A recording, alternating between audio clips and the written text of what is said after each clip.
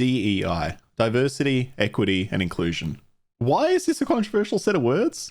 At its core, I believe the vast majority of people agree with the principles, treating people fairly, ensuring they have equal opportunities. That all makes sense. But what we're seeing is a ton of media and social media discourse, calling gamers racist, sexist, or homophobic. And I'll acknowledge it now, I'm certain there are racists out there spreading hate purely because they dislike diversity. But I believe that is a vocal minority. And what I'm seeing and have a problem with is that when normal gamers share their own criticisms, we're seeing them lumped in with this group without recourse or any actual discussion on what their feedback is. This is leading to growing hatred for the developers among this group of passionate players who feel they have no possible options of being heard without being labelled. So let's break it down. How did DEI become one of the most hated terms in gaming? Answering this is no simple feat. It's an interconnected web of corporate interests, media collusion, and our current social and political climates. But let me throw out a simple statement that covers my views, so there's no confusion. I believe in diversity, equity, and inclusion in media. I want to see people of colour. I want to see people of diverse backgrounds, different sexes, genders, all of it. But I believe firmly that the term has been weaponized by large companies to quell any kind of discourse related to a product. And I'll say this is fueled in part by the public that support this brain-dead messaging as well. But that's grown to where it is today because of the disingenuous behaviour of these companies, and some consultancy groups. I think I speak for the vast majority of gamers, male, female, or otherwise, when I say we want real diversity in games, but we want that diversity to make sense in the context of what we're receiving, rather than having it injected into absolutely everything, and this is the real crux of the issue. With a lot of social issues coming to the forefront of society in the last decade, there has been an increased push for diversity quotas, in storytelling, in hiring, across the board. This isn't necessarily a bad thing at face value, but it does have an impact on the creative product when you suddenly have to ensure you're hitting quotas. It's generally clear to gamers when DEI is either a selling point of a game, or when it has been a clear focus in the design process, in the same way it becomes clear to gamers when a product is aggressively monetized.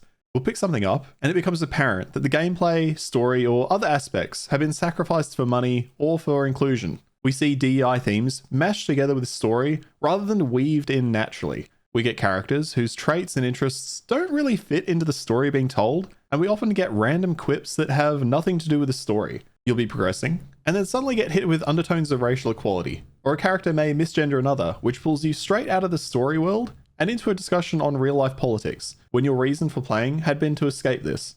It's the same with monetization. You're playing, then get an ad for a 99-cent bundle, and you're reminded of the corporate decisions behind the scenes. Now for DEI, there is a place for this when done correctly, but if I'm playing a game focused around a character's story of heroism, they walk into a bar, misgender someone, and the in-game conversation suddenly becomes focused on this topic, I know that it has been included as part of a DEI consultancy discussion, just like I know that pop-up is there because they want more money. And I want to highlight again for those in the back, DEI can be included, but it needs to be included where it makes sense. Here's a quick example of it being poorly done in The Acolyte. Espresso. Is he or they with us? I know I'm mixing games and TV here, but often the storytelling boils down to a similar point. If I'm watching a show or playing a game, I'm there to understand a character's motivations, their interests, what drives them towards the goal they're exploring. If nothing about that character or the greater story they're involved in touches on these socio-political issues, what am I supposed to take away from these random one-off scenes? I have to question as a player or viewer, why did we need to see a clip of the main character misgendering an alien creature that looks like a beaver? What does this add to the overall story of a set of twins, the Force, the Jedi, and the Sith in this context? It's a throwaway line that someone added so they could pat themselves on the back, so viewers who are active in discussions on social issues can clap their hands. But that's a very small portion of your viewer base. To clarify, a larger portion will agree with its concept too, but they aren't excited to see its inclusion. It serves no purpose to the story, and is poor writing. Do I think this could have been written in elsewhere? Sure. I have no real issue with the concept of misgendering someone and correcting yourself, but I'm here to experience a Star Wars story. This does nothing but break immersion. Changing lanes back to gaming. When I first saw Yusuke was the main character in Assassin's Creed Shadows, I couldn't understand why. When we finally have a game set in Japan, we've decided to focus on a character with an African background.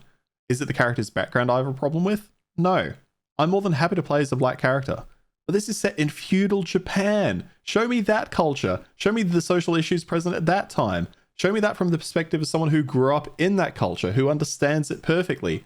All of the previous Assassin's Creed games have largely focused on people native to those lands, and the hip-hop music. Not while I have breath in my lungs and a blade in my hand. I said kill him. I don't know who approved that trailer, but they are insane. And this is the issue for normal gamers. It is very clear that this character was chosen because it meets a DEI criteria point. They've shown that in their marketing, that trailer, and in their hilarious backtracking, initially saying they were aiming for historical accuracy, and then after it came out that Yusuke was likely a much smaller part of Japanese history, Ubisoft claimed that they were never aiming for it to be really historically accurate, despite toting that as their selling point when it suited them. It's this shitty marketing and blatant lies. It's no surprise to anyone watching that companies will lie to meet their own needs. But I'm sure we've all seen the clips from Ubisoft's earnings call in which they blatantly told shareholders reception for Shadows and Outlaws was positive. If you haven't though, take a quick listen. The gameplay for our two highly anticipated upcoming premium titles, Star Wars Outlaws and Assassin's Creed Shadows, was not only praised by players and critics alike, and also we expect Shadows to be the most ambitious title of the series. It should do very well through the busy season. Okay, so and when you talk about it being the most ambitious, are you hoping for it to be the best-selling Assassin's Creed game? Is that how I can read that commentary? Could you talk about pre-orders for both Outlaws and Shadows and how they compare to previous titles?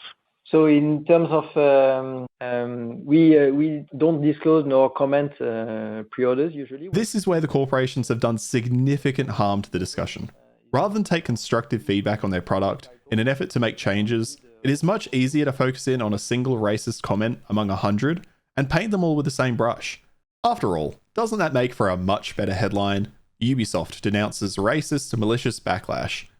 They're not going to say, yes, we chose Yusuke to meet DEI criteria, or yes, we thought we'd earn major social points for choosing the one black samurai in feudal Japan. You heard them telling their shareholders all is well. It's normal for companies to lie. And I think one of the biggest issues is that when every game is pushing the same style of writing, you become numb to it. Like serving someone a steak with ketchup, and then serving them the same the next day, and for the next week, and then for months.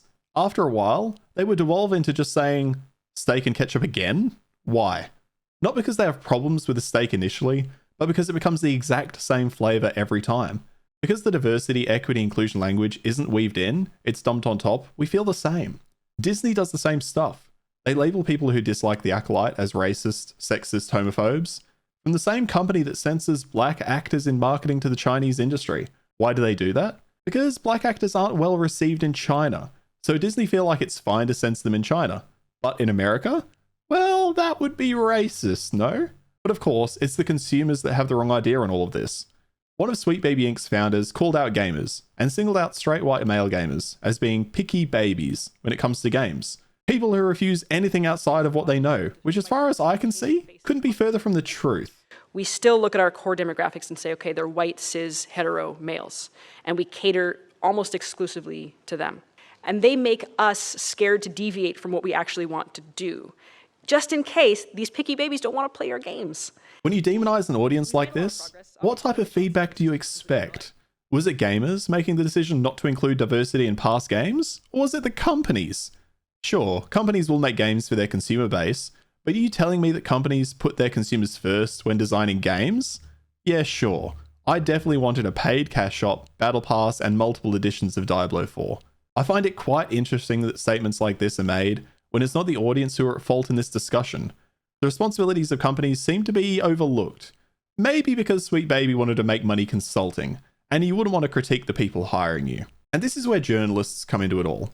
There is a growing concern about the ethics of video game journalism, well, likely journalism in general. This concern and dissatisfaction has been growing for years. We saw a lot of this in 2015 with Gamergate, and it's continued to fester in the community since that time. Gamers are becoming fed up with the misleading and often favourable coverage of games and other forms of media by leading journalistic outlets, and then coming to find out that what they've been told is miles away from what they're experiencing. This, I imagine, has been heavily fueled by the declining interest in articles made by game journalists tied to larger organisations, while also in line with the rise of YouTubers, streamers, and other forms of online media. If you look at Google Trends, you'll see outlets like IGN, Kotaku, and GameSpot have seen steep declines in viewership. With that decline comes a decline in profits, leading to an unfortunate situation in which these journalists need to work in specific ways to keep their jobs, and that makes them more risk averse. What does that have to do with collusion with corporations? Well, imagine you're a journalist. You have all the ethics in the world. Everyone around you receives a copy of Star Wars Outlaws to review. You know it's shit, but everyone gives it a good review. Why? because they know if they tear it apart, then when the next game releases, they won't receive a copy, because the company know they're less likely to get a favorable review from that person. You review the game fairly, and next time around, you don't get a copy. And now you can't write an article on the topic. You get less views, and your boss comes over to find out why you're not suckling the corporate teat. We then see this perpetuated over and over and over, and the journalists with ethics slowly disappear from the scene.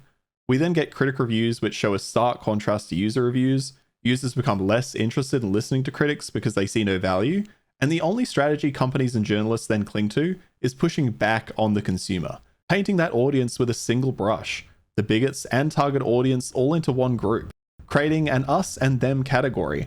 And gamers like me and you, who want diversity and inclusion in gaming done well, suddenly don't feel like they belong in either camp. I'm not aligning myself with the racist minority, and I'm not aligning myself with the DEI fanboys either, who want to see it held above all else. I'm a normal gamer, and I want games to be good pieces of media. I want them to involve different cultures, real and imagined. I want to see different worldviews, but within the scope of those games. If I dislike the writing, but all I hear from journalists is the game is great, and it's the racists and sexists that don't like it, I'm going to feel alienated. And what I'm actively being told by the company and journalists in these situations is that if I want my voice heard, I will be lumped in with the trash while I do it. Now, for people like me, I generally just bow out. See ya, goodbye and good luck. I just disengage and won't buy the product because I see what's going on there and have no real interest in it. But it's so incredibly widespread now. I believe a lot of companies fell into the trap of thinking progressive steps in society needed to be inserted into gaming. After all, if society is moving in a direction, if our games mirror that, the players will love it, right? Well, no. Gamers want good games. Painting a DEI-approved sticker on a game doesn't make it good, and it doesn't make it bad either. But companies have continued to alienate and demonize their target audience. That's a wild statement. When they do this over and over, saying, you don't like this because of DEI, and that means you're racist.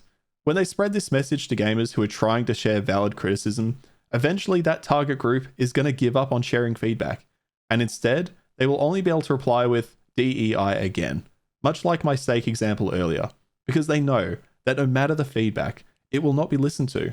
That target audience begins to associate bad games with DEI. They begin to make associations that actively hurt the cause that diversity, equity, inclusion was originally targeted to improve. I'm going to finish this video with what I can only consider the perfect example of DEI done right. This game received universal praise by players, won so many awards that the company had to stop sending employees to collect them because they were wasting so much development time.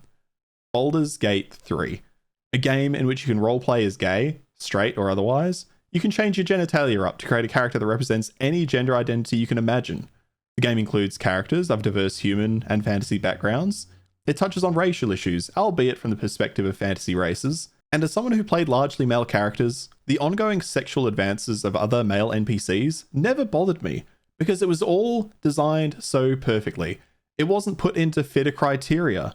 It was included to give players freedom. I tried Googling this just in case I was wrong. Spare for some fringe articles, I can't find anything about controversy on this game and the way it handled diversity. They didn't go out of their way to place it in. Or, if they did, it's not actively noticeable, which is what gamers want. Larian Studios focused their marketing on the game itself. They didn't highlight social or political commentary. They purely just said, here is a great game. Want to play it. Gamers want worlds to get lost in, explore and have fun. That makes sense both for their setting and in terms of the characters that we meet along the way. DEI has become a buzzword, a marketing gimmick. The meaning of the acronym has been lost on the wider audience, and I don't think it's their fault. The incredibly disingenuous marketing and statements by companies, the collusion of media entities. It's no wonder the wider gaming market have started calling out games for their focus on this topic. We see similar behavior when games go pay to win. It's not an issue of players disagreeing with DEI, it is a problem with the way DEI is handled in gaming. DEI is now like a bad director or a bad manager. It's not the concept of a director or a manager that puts you off. It's that specific phrasing and your experience and what it comes to represent. Bad storytelling, bad character design, and poor writing. Not because of what its role is, but how it's implemented. We often see modern terms take on new meaning that are far from where they began, and this has happened to DEI. It's no longer about inclusion. Thank you for checking out this video. This is an interesting and dividing topic. Tell me your thoughts in the comments below because I am really interested in hearing your views. How do you think DEI has been handled in the gaming industry to date? Are you for? Against? Do you see the positives and negatives? Or do you think it's all just fallen apart? As always, guys, if you want to help me out, hit the like button, subscribe for more. Come check out my streams, Tuesdays and Thursdays, 6 p.m. Australian Eastern Standard Time, right here on YouTube and Twitch. But you being here, that's more than enough. Have a good one, guys, and I'll catch you later. Cheers.